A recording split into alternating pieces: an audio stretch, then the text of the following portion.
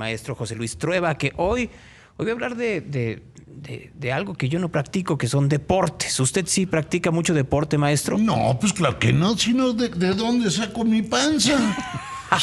Sí, pues si no, ¿de dónde cultivo la redondez? No, a ver, yo sé de mucha gente que practica deporte y no necesariamente no tiene estómago, no tiene vientre abultado. Aquí. Bueno, eso sí. Mira, yo soy deportista y tampoco tengo cuerpo monumental.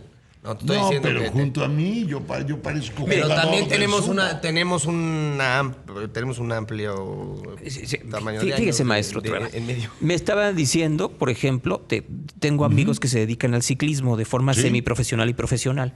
Y entonces me estaban enseñando unas fotografías que fueron a una rodada de 100 kilómetros. Y entonces en la rodada de 100 kilómetros aparecían unos hombres muy corpulentos, obesos. Sí. Bueno, gorditos para que no se escuche tan mal. Decían aguas porque esos son los mejores. Porque esos son los que efectivamente saben en dónde meterle. Entonces, no lo menosprecio porque tenga estómago, maestro Trueba. Al contrario, en una de esas aquí sale corriendo en su bicicleta. No, incapaz. Incapaz, no. Mira, a mí los deportes que me gustan tienen que tener 3 características. La primera es que alguien salga lastimado. Como el Deporte box. donde no... Exacto. Box es y lucha libre. Lucha libre, por ejemplo. O lucha grecorromana. Por ejemplo. Segunda, que sea políticamente incorrecto. Eso ya se pone un poco más Ya, complicado. se pone más Fútbol americano. No, ese es políticamente correcto. Yo digo que es muy incorrecto ya en estos tiempos del wokismo. Sí, pero ahorita te echo un trompito para que veas nada más lo que es. Y por último, que sea ridículo. No, pues entonces sí es la lucha libre. No. Se A puede mí- llegar a ser secretario de Educación si se está en la lucha libre. Vea a la señora McMahon allá en los Estados Ándale, Unidos. Ahí está. Pero yo te propongo uno bueno. A ver. Por ejemplo, hay el primer de veras deportista que hubo en México. Era un francés. Se llamaba Jean Turán. Y Jean Turán llegó por ahí de 1820 y tantos. Y el maestro Turán estaba fortísimo. Iba a decir que así como tú y yo, pero no, más. Y entonces Jean Turán puso el primer gimnasio en México. Bueno, ¿cómo le haces para publicitar un gimnasio en 1820 y tantos cuando nadie quiere hacer ejercicio? Es más, los cadetes del colegio militar en aquella época todavía no hacían gimnasia ni ejercicio. Llevaban clases de baile. No, pero es que, a ver, maestro Trueba, estamos hablando del siglo XIX, en Claro. donde el prohombre no era el hombre musculoso, sino casi frágil y afrancesado, no como este francés. Sí, no, este sí estaba... Sino más bien tenía que ser como varita de nardo. Ándale, cortado al amanecer. Y entonces Jean Turán llegaba a los teatros para anunciar su gimnasio y lo primero que pedía era que le soltaran un caballo a trote. Así, que se te deje venir la bestia. Ajá. Y Jean Turán, con un derechazo en la mera frente, privaba al caballo. Lo caía. Esa no me la creo.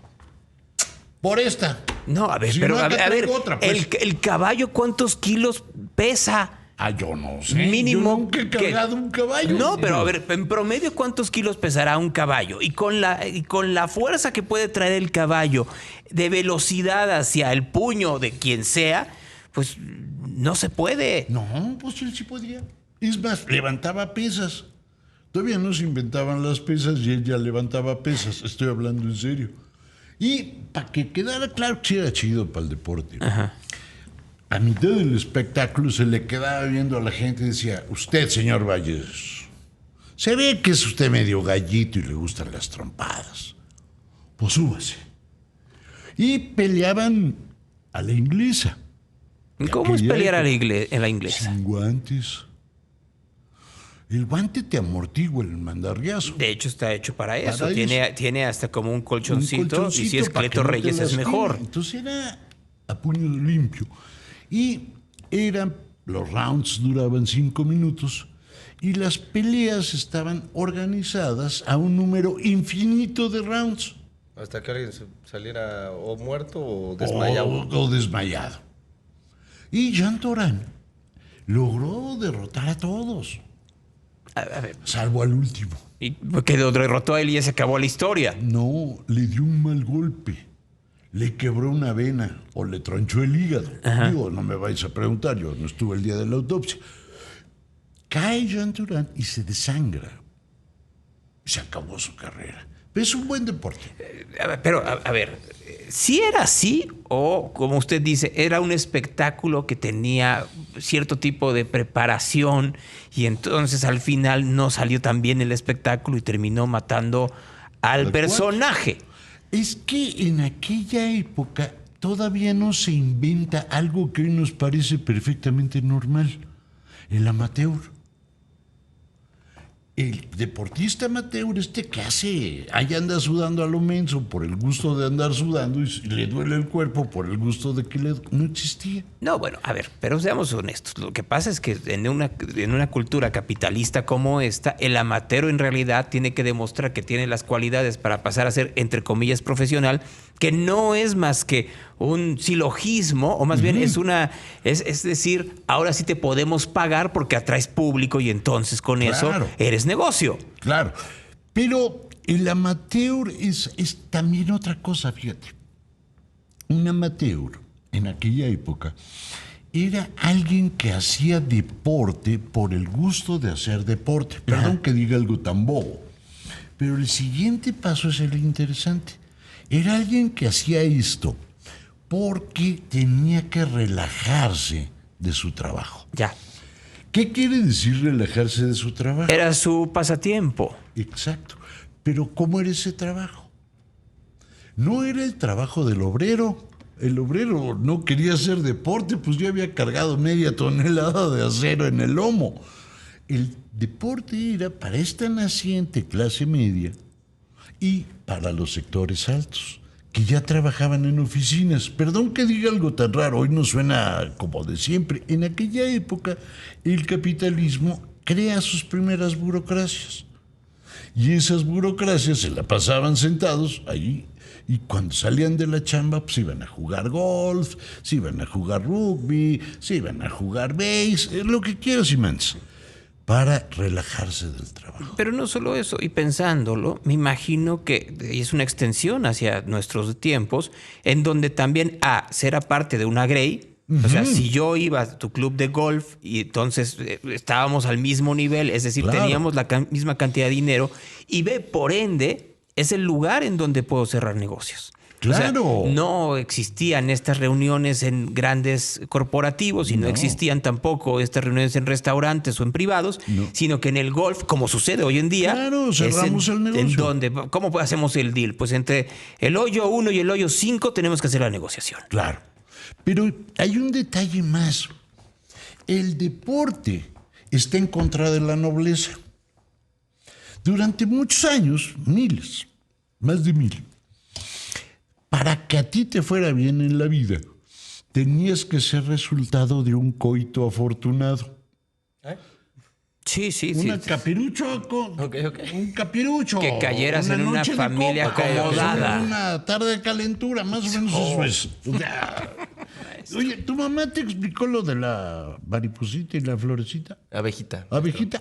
Es eso, el coito afortunado es eso de la abejita que te explicaron. ¿Por qué no se lo pregunta la próxima semana así a Fernanda?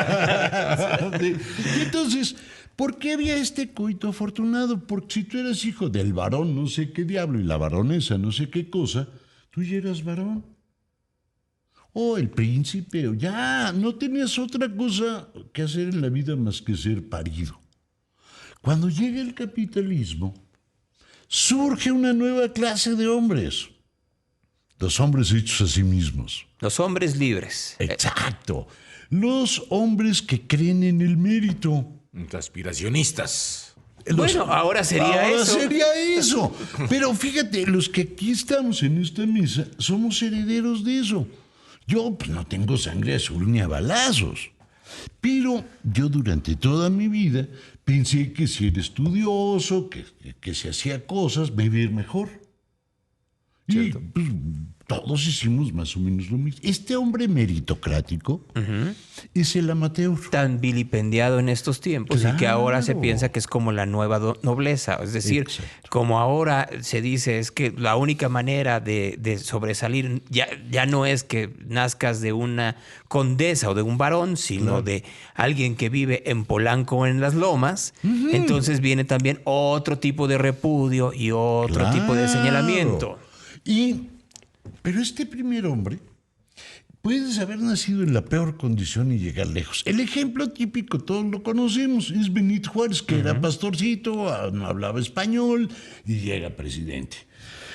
Pero también es la historia de los grandes millonarios gringos. Este que empezó con un guajolote vendiéndolo, me refiero a la familia Rockefeller. Rockefeller, claro.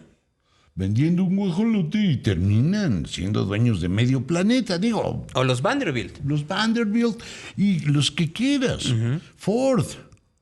Ford es un cuate que ni siquiera alcanzó a estudiar, trabajaba partiéndose el lomo en una fábrica de máquinas de vapor. Pero ahí es en donde se dio cuenta cómo podía cambiar la fabricación, hacer la fabricación en serie y Ándale. convertirse en un magnate. Pero es un hombre diferente. Y este hombre le viene bien el deporte. Porque tú te esfuerzas y llegas a la meta. Y de eso se trata el deporte. Lo cual me lleva a esto, y ya para irnos a la pausa, y lo dejo como pregunta. Al ser el capitalismo un sistema competitivo en el que se busca el primer lugar, por ende, la liga tendría que ser, si eres el primer lugar en los deportes, tienes que ser el primer lugar en la industria. Bueno, la plática se puso muy, muy intensa en los 2 minutos de la pausa, pero de los spots QTF, y la vamos a retomar en un momento, pero nos quedamos y de ahí vamos a saltar a lo que sucedió mientras ustedes estaban escuchando esta estación de radio, lo que pasaba fuera del aire. El deporte termina por ser un incentivo capitalista y el capitalismo termina por ser un incentivo para el deporte, pero también esta simbiosis termina por ser tiene consecuencias morfológicas y genéticas, por lo que estoy entendiendo. Sí. Mira, lo que voy a decir es fácil de entender. La gente se casa y se reproduce con gente parecida a ella.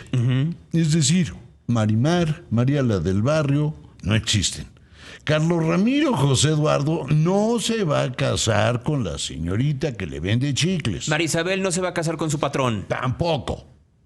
Y Laura Zapata pierde todo su sentido. Se acabó. Es un personaje que en la vida real no tiene ningún sentido. No se va a casar con ella. Se va a casar con alguien parecido.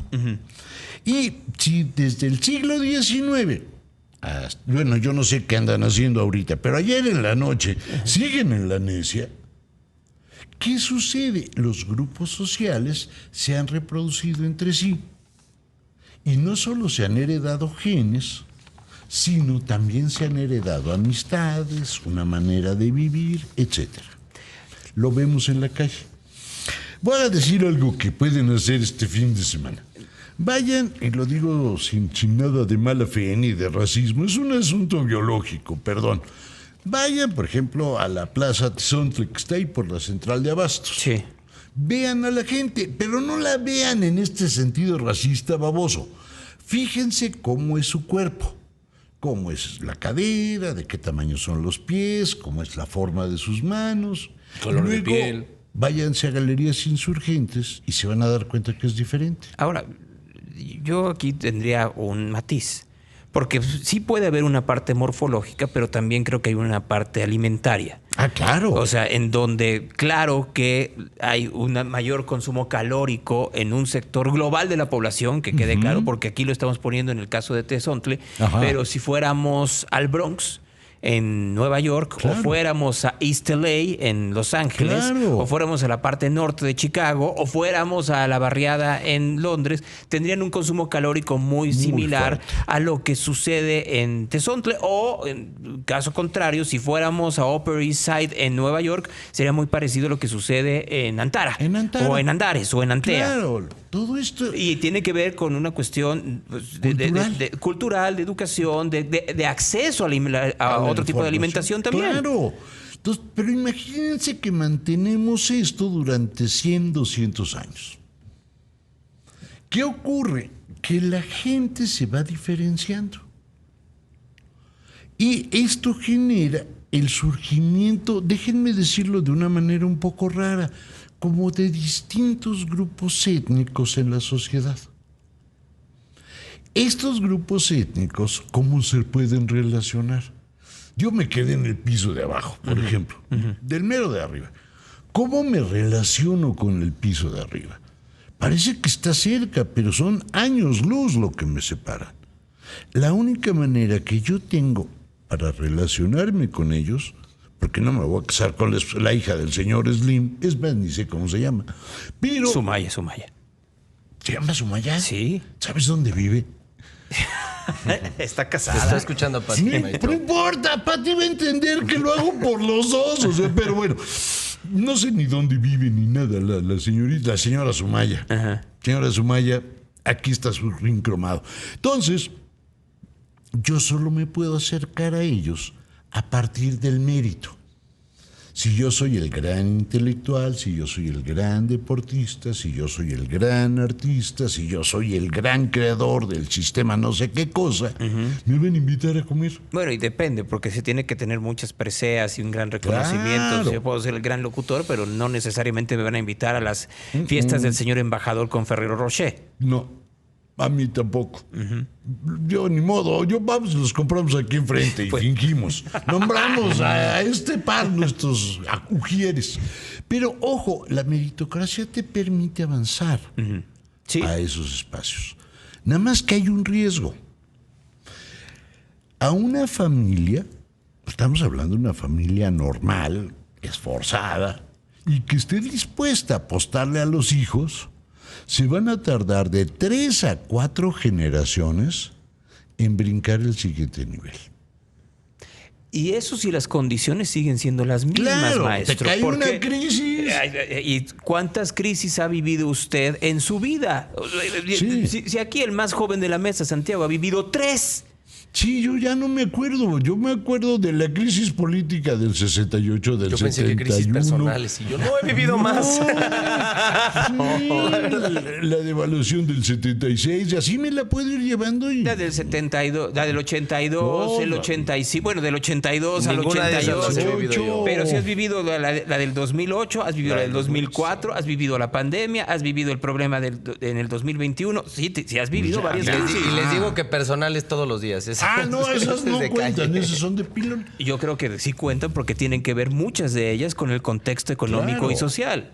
Ahora, esta familia que le mete lana y dice, yo voy a hacer que mi hijo estudie, cuando ese chamaco es la primera generación de estudiantes universitarios, está amoladísimo, tiene un reto brutal, no conoce a nadie.